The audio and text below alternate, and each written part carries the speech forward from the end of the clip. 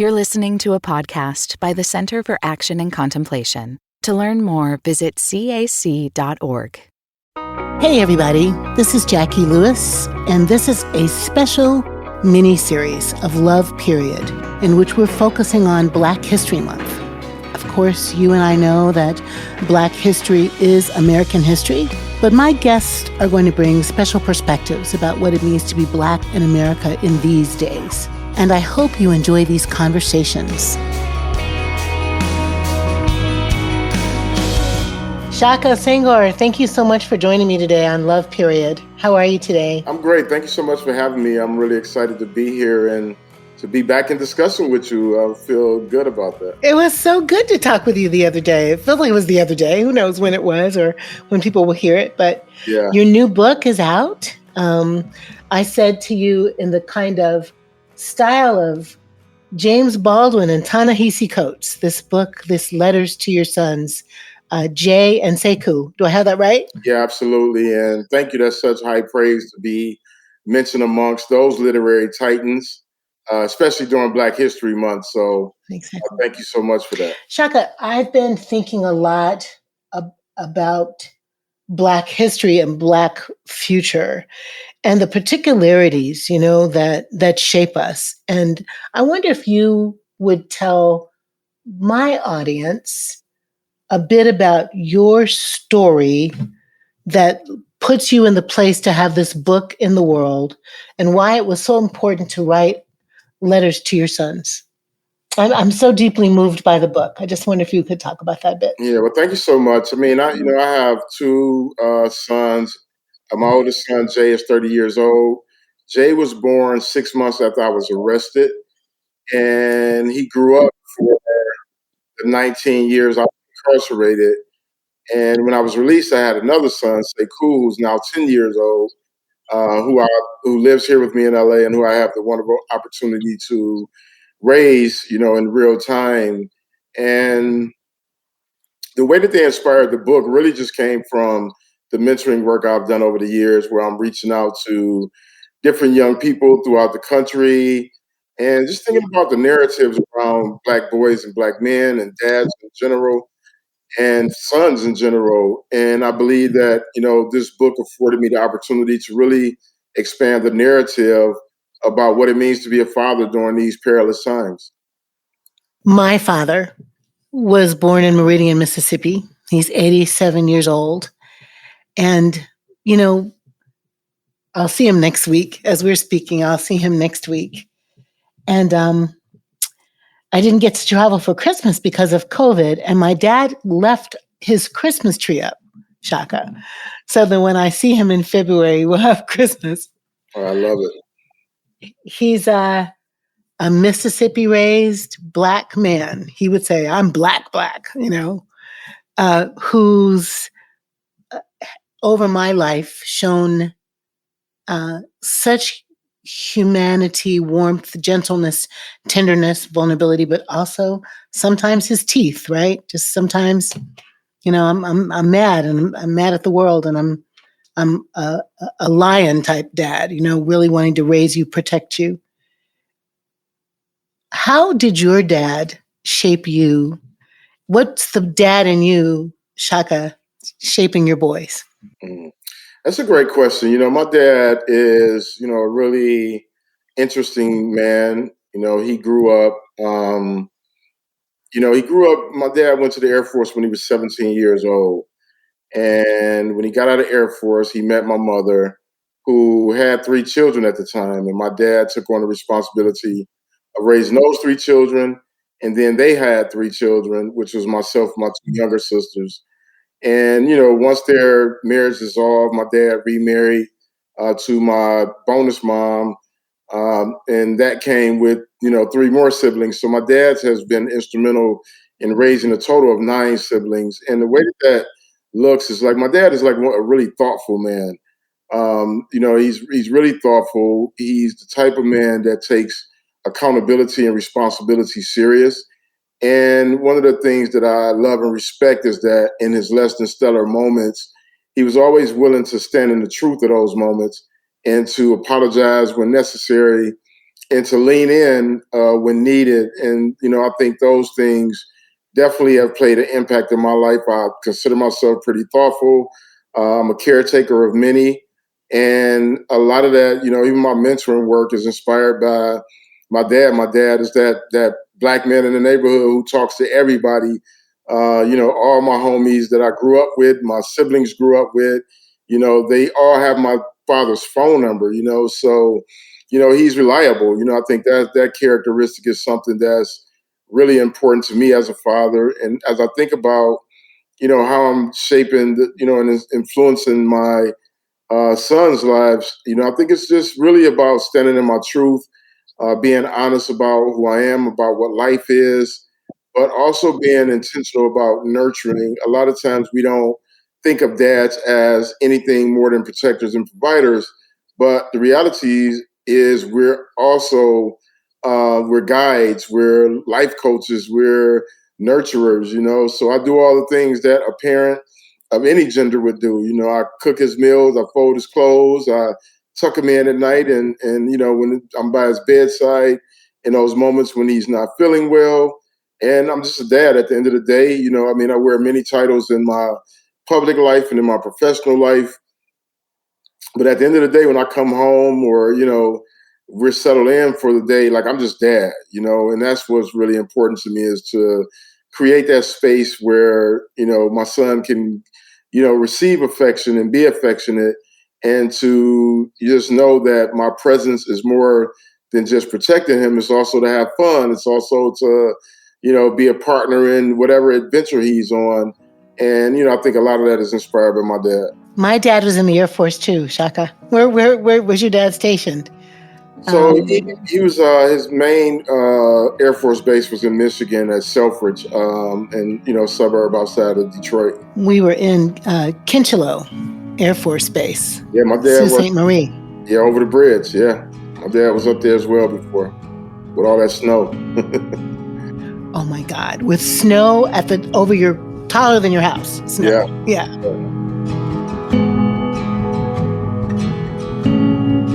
The way you describe your dad, thoughtful, reliable, present. I feel the story of Black men in America, I'm going to call it a false story of Black men in America. People would be startled. The people who construct the false story, who benefit from the false story, hyper-masculine, hypersexualized, absent, right? I know so many dads that sound like your dad, my dad. Why is there a fractured story about Black masculinity in America? And how can we fix that? Yeah, I'm happy you actually asked that. I'm often asked, how do we change the narrative around Black men? And, my pushback on it is that we don't have to change the narrative.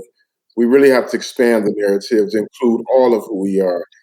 And, I think the reason that the narrative is what it is, because there's been a monetary interest in keeping us kind of locked into these spaces that doesn't threaten, the idea of America from its historical standpoint. You can't talk about the impact and the story of Black men without talking about the enslavement and the brutalization of Black men during slavery, as it relates to, this current narrative, whether it's prison, which was reintroduced as a new form of free labor through the 13th Amendment, or whether it's the media outlets who push, this kind of criminalization as the only story of who we are, into pop culture. And so when you get down to it, and I always ask people this, when they start talking about the problems in America, and especially in Black America, they're like, if there was more dads present. And I'm like, where does that narrative come from? And is it true in your own personal life? And most of the time when I talk to people and I say, do you know dads, in your family, in your community? And they're like, yeah, but, and I'm like, there is no but. The reality is that we are present in every way possible. And oftentimes in ways that most people or most other dads aren't even remotely close to being present. And so what it really boils down to is we have to think more systemically about the problems that exist in our community. They're not a result of absentee dads. They're a result of racist systems that have been put in place that keeps people locked out of opportunities.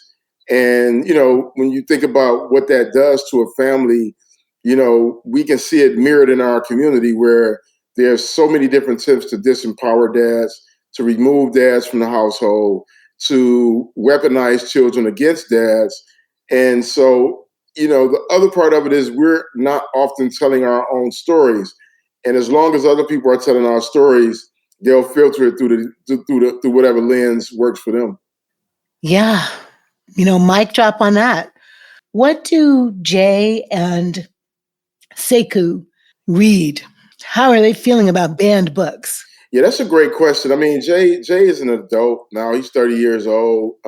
It's rare that we are talking about books or, things of that nature. We have a pretty complex, but very adult relationship. With Sekou, Sekou's reading everything. He's like one of my biggest fans, which is great. I have to oftentimes kind of edit what he can read from my writing because a lot of times the content is pretty mature and he's only 10 years old. But he has a great library of African-centered books that really speak to who he is as a young boy. He's in the 5th grade right now, and his teacher has him reading Malcolm X, he's in the 4th grade. He's reading Malcolm X and Marcus Garvey. And when I think about banned books, it's interesting that you brought that up. Recently, I received a few messages. My books get banned in prison all the time. And so just this past week, I got rejections from different people for books of mine that were sent in.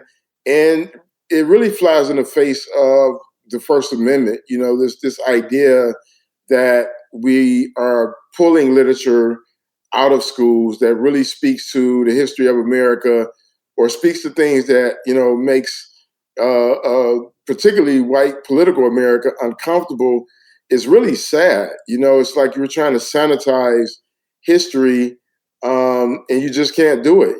Like this country is so young in comparison to other countries. And even in this youthfulness, there's this desire to eradicate elements of the past that are true and that the world knows to be true. And so I really think it's a shame. And just especially as a writer, like, every time I get one of those rejections, I think about how sad it is that we're denying people incarcerated an opportunity to read literature that can potentially inspire them to transform their lives. And, it just speaks to how backwards these systems are. It's really true. I'm stunned at some of the books that are being banned. Not the ones I expect even, but, I'm going to call them white bread books, like Catcher in the Rye. What's freakish about that? I feel like we're living a kind of science fiction moment where there's such a powerful urge to squash truth and to curate a lie. Yeah, I mean, I think historically that speaks to what, the history of this country has been. Our whole existence in America was based on a fallacy that, we were somehow inferior and therefore our only value was being in servitude of white supremacy. And, we still see that play out. We see it play out in corporate America. We see it play out in the media. We see it play out, across so many different areas of interest. You think about the educational system and its failed structures. And typically those failed structures exist within Black communities based on this idea that we're not worthy of anything better than the bare minimums. And so, these bans on literature and this, idea of recreating or reimagining a world that really just doesn't exist, it's really sad. But it's true to what we've known, the system of America to be for many, many years. Not new. Sad, tragic, but not new. Absolutely.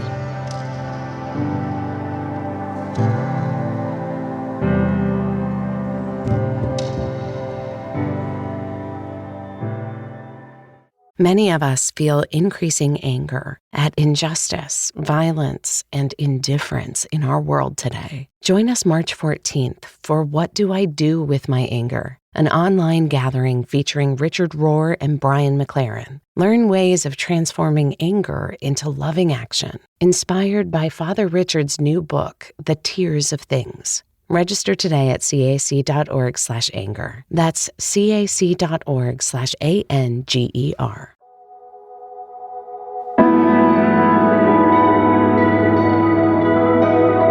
Shaka, you're a writer and a mentor. If you're curating a list of books or authors that you think every family, I was going to say Black family, but every family should have access to more fully understand Black history, what are some of the writers or titles that come up for you?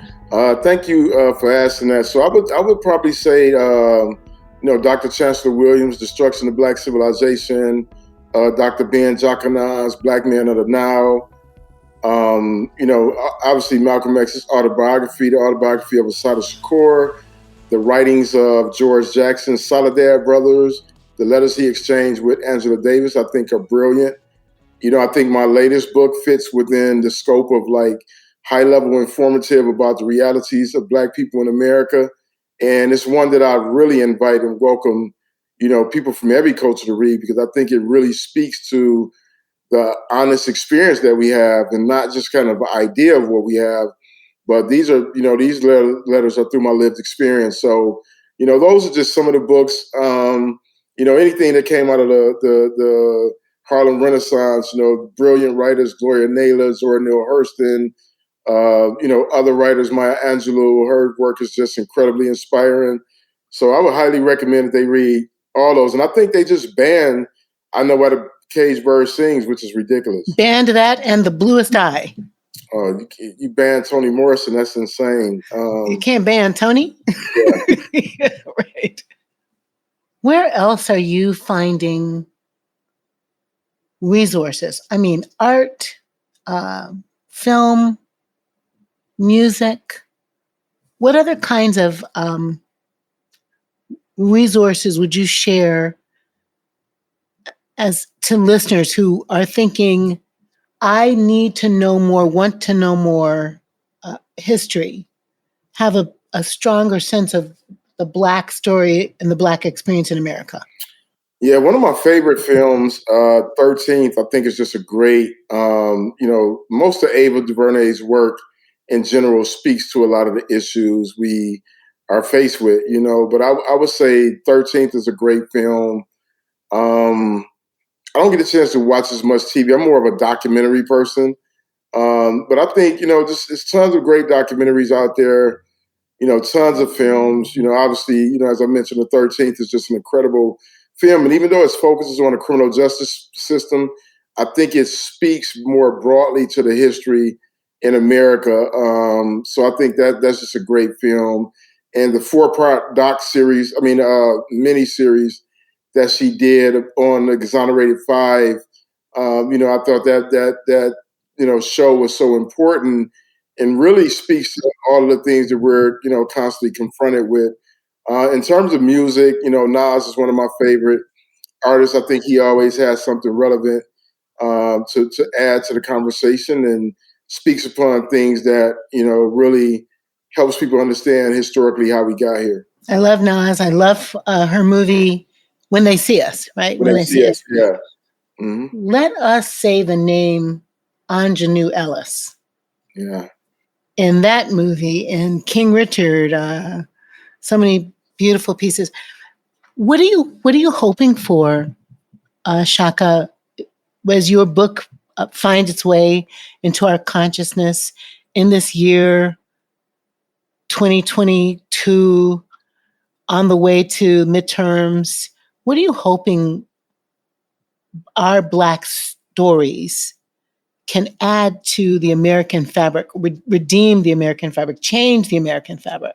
Yeah, I think the thing that I'm most hopeful for is the expansion of the narrative around who Black men are and how we've contributed to this country, oftentimes without being rewarded for our great contributions. And, I just think that's so important. I think, the expanding of the narrative around our emotional commitment to parenting, to fatherhood, to community building, to upliftment.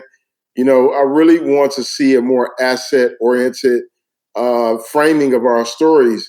There's an incredible organization that I've worked with over the years called Be Me Community, and its leader, Travian Shorters, who's a dear friend of mine, he always talks about, you can't uplift for people if you are identifying them only by their limitations as opposed to their contributions. And that work is so profound and so important.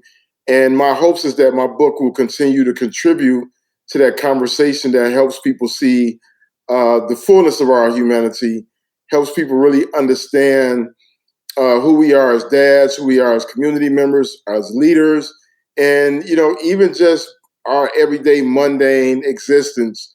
I think it's important for the narrative around us just wanting to be and having that honored in a real way. And I mean, we're seeing it right now in sports, with the NFL and what's going on with the coaches. And it's really tragic. It's tragic to think that, in this day and age in a sport that we dominate, and we're the most present in, that the leadership roles are vacuous when it comes to Black men. So, what my hopes are is that we expand the narrative to the point of recognizing that, our value, has been proven long before, these conversations took place, and that when given opportunity, we'll continue to contribute in meaningful ways. But we definitely want to ensure that we are in control of our narratives and our stories, because it's that important to the existence of our people and ultimately this country.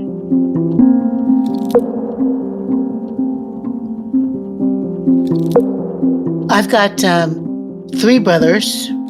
four brothers, count those brothers, four brothers and a dad, all Black men in America. And I look across, my brothers are younger than me, three of the four. And I feel like in some ways I'm like another mother or, comadre to them. And I watch them navigate these, once again, tragedies of Black male death, derision, scapegoating, caricatures of Black malehood. And I think, not for nothing, but all these Black men are somebody's baby, Shaka, right? Somebody's mama raised them, somebody's daddy protected them, nurtured them.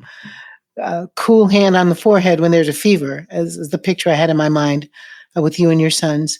What do we want to say to younger Black men, younger than me, younger than you, maybe, about finding their footing, finding their way? What do you want to say to encourage them? Yeah, my words of encouragement, always starts with, be great. Be unapologetically great. Never settle for mediocrity when greatness is available.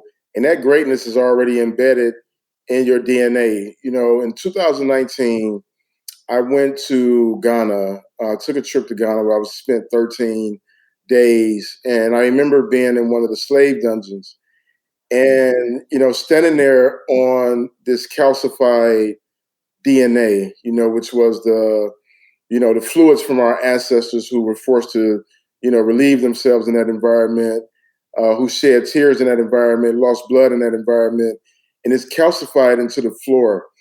And I remember how powerful it was to bend down and touch that floor and know that DNA coursed through my veins. And I remember, on my way back home thinking about, the resiliency of our ancestors and their ability to survive such a horrendous trip to this foreign land. But within that, there's the beauty of resilience. There's the beauty of fortitude. There's the beauty of strength and power and magic and all the things that make up who we are. And so what I would say is, like, don't let the world tell you that you're incapable of accessing your magic, that you're incapable of assessing greatness, that you're somehow America's problem to solve or women's problem to solve. And in reality, you are a solution. You've been that for a long time. And so I would just say, continue standing in your purpose, Continue to show up in your greatness. Continue to rock your crown unapologetically. Continue to wear your swagger because the DNA of our ancestors gave birth to that. And don't apologize for taking up space in the world. I know we've been in this space for a long time where, we've had to remain silent. We're seeing the spectacle of our Black bodies annihilated, whether it's through police brutality or whether it's through interpersonal gun violence. And that's traumatizing, And so what I would say is ensure that you're checking in with yourself, that you have men in your life that can check in with you. Definitely, if there's an opportunity to explore mental health treatment, I highly encourage that. This world will beat up on you if you don't check in. Understand that these narratives that have been created have not been created to empower us. They've been created to limit us and keep us locked into the idea that our only value is in our ability to financially provide, when the reality is we can contribute so much more. And most of what, we can contribute that has infinite, power and value really comes from within. And there's no price you can put on that. That is beautiful, Shaka. Absolutely beautiful. Is there a passage from your book that feels to you like a benediction or a blessing or a place to end today that you'd like to share like a little bit with us? Because I think we'd like that. I know I'd like it. Let's see what I got. So this is actually from the last chapter. This is a letter to both of my sons. This is what I want you never to know. This feeling that all you're doing is surviving, that your body is not your own, that you can't get love from the men in your life. I want you to flower, to expand, to taste every last drop of what the world has to offer. Yes, you will see overreactions, brutality, and the look on the face of white culture that may one day want to kill you because it's afraid of the imaginary ghost of who you can be. But you will have my love, Sekou, and the love of other men around you. And we will honor you, raise you up, and let you be fully human. This is the best we can do, and we will do our very best every single day, word by word in this book, which I wrote for you and for all the sons of society. In all these letters, I've tried to instill in you both a sense of wonder about the world, a hunger for love, not for violence, and permission to go and seek out the very best of our planet. We spent along upon it for such a brief time, and I don't want you to ever feel the burdens I felt, never know the fear I felt, the sense of dislocation. Black boys and men must forge a new path, one in which tears are cherished, love is paramount, and friendships are real and deep. Those in our community who struggle with addiction or abuse or neglect must be covered with healing hands, hands that you willingly reach out to, all and any.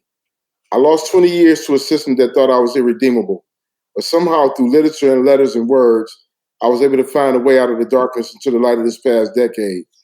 I don't claim that it's been easy, not that every day is a dream, but my boys, when I think of your faces, hear your voices, and see your strong and beautiful bodies walk across this earth, I am reminded of the elemental perfection of nature, the magnitude of my good fortune, and the mere chance, one in billions, that I survived, that we came together for this fleeting span.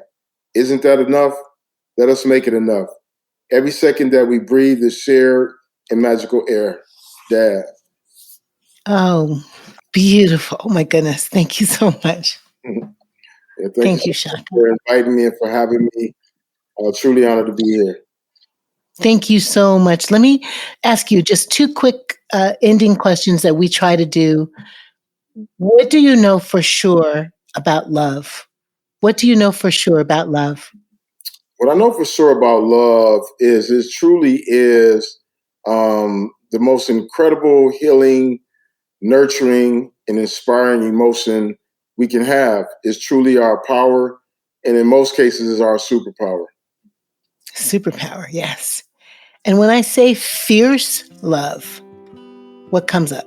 Fierce love. When I think of fierce love, I think of passion. I think of the ability to lean in when things are difficult. I think of the ability to lift up, to higher heights when things are promising. I think of the energy of just showing up every day. I think of the smiles and the hugs and the laughter and the joy in which we exist, even in these very complex times. And I think the extending of our hand to reach out to our fellow human being, especially at times like this when everything in the world, is challenging, just that willingness to reach out and say, hey, I got you. To me, that's what I think of when I think of fierce love. Shaka Senghor, bless you. Bless you. Fierce love to you. You as well. Thank you so much. Thanks for listening to this episode of Love Period, a special series we put together for Black History Month.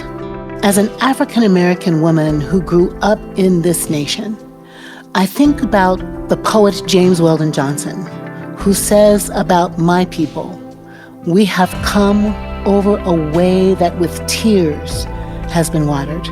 I think about the tears of my ancestors, watering the soil of America, tears baptizing my hope, tears that are often tears of joy because we've learned how to make a way out of no way. Black history, Black heritage, it's everyone's history. These stories belong to all of us. And I hope because you've listened to these episodes, you feel connected and that you'll dig and do some research about Black folks in America.